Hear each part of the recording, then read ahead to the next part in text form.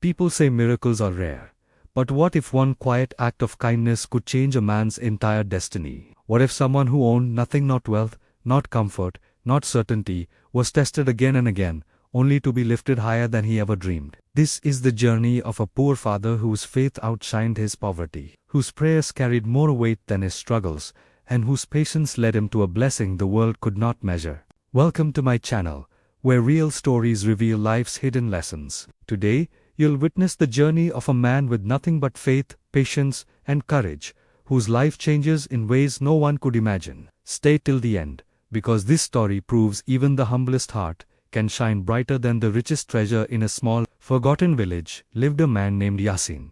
He was a stone collector, the kind of worker everyone walked past without noticing. His house was tiny, made of old clay and patched wood, barely strong enough to stand against heavy winds. But inside that broken home lived something stronger than any Yasin's unwavering faith. He lived with his wife Hannah and their 2 children, both too young to understand why their father returned home every night with tired eyes and empty pockets. Every morning, before the sun rose, Yasin stepped outside, placed his hands on the cold ground, and whispered his prayer. "Thank you for this day, for my family, for the strength you give me. I have little, but what I have comes from you. Guide me and help me stay patient, even when nothing changes." He never asked for luxury. He only asked for strength. With a rough rope tied around his basket, Yasin walked toward the mountains. His clothes were worn, his shoes torn, but he carried a silent determination. All day he searched for stones, small ones, large ones, anything he could sell. The work was slow and exhausting, and most days he returned home with only a few pieces worth almost nothing. But Yasin smiled and said, "Alhamdulillah," as if he had brought home treasure. In the same village lived a wealthy stone dealer named Farzan. His shop was large, his clothes clean, and his voice loud. He had money, land, and influence, but no kindness. Whenever Yasin brought stones to sell, Farzan mocked him, laughing as others watched. "Look who's here, the king of worthless stones," he would say. "You spend hours digging and still bring me trash. You were born for this life, Yasin. Don't dream too high." People laughed, but Yasin never responded harshly. He simply smiled and said, "What is written for me, no one can take away, and what is not written for me, I don't want." One evening, after a long day of hard work and almost no earnings, Yasin returned home quieter than usual. His children were hungry, Hannah looked worried, and the weight in his heart felt heavier than the stones he carried. After everyone slept, he knelt in the dim light of their small lamp. Tears slipped down his face as he prayed, "I ask for nothing for myself, but my family, they deserve better. If you open a door for us, I promise to share whatever you bless me with. Just show me a way." That night, something unexpected happened. In his dream, a man appeared glowing softly, dressed in white, with a calm face and gentle eyes. He said, "Yasin, your prayers have been heard.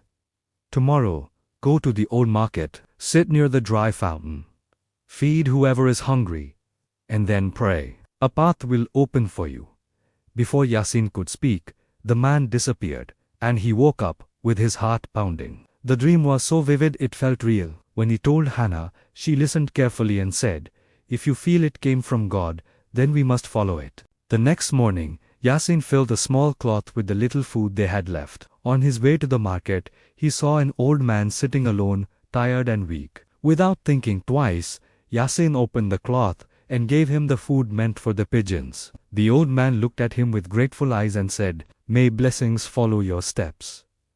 When Yasin looked again, the old man was gone, like he had dissolved into the crowd. Yasin reached the old marketplace. It was nearly empty, just a cracked fountain, a few pigeons, and silence. He sat down, scattered grains, and watched the birds gather. Their soft cooing calmed him. He closed his eyes and whispered, "Thank you for hearing me. I trust you.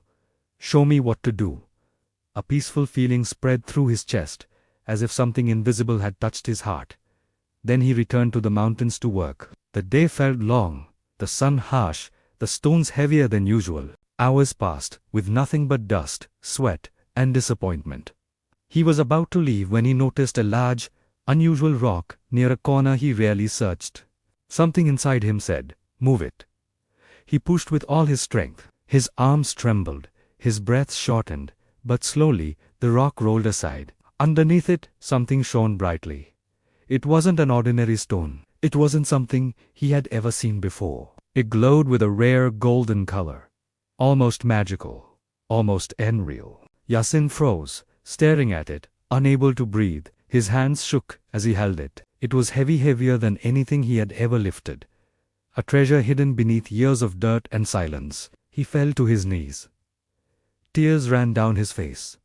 Thank you, he whispered again and again, his voice breaking. He wrapped the stone carefully, held it close to his chest, and carried it home, as if carrying a newborn child. When Hana and the children saw it, their eyes widened. They cried, laughed, hugged each other, and prayed together. For the first time, hope filled their tiny home like sunlight entering a dark room. The next day Yasin traveled to a bigger city to show the stone to an expert. The merchant examined it for a long time, then looked at Yasin with stunned eyes.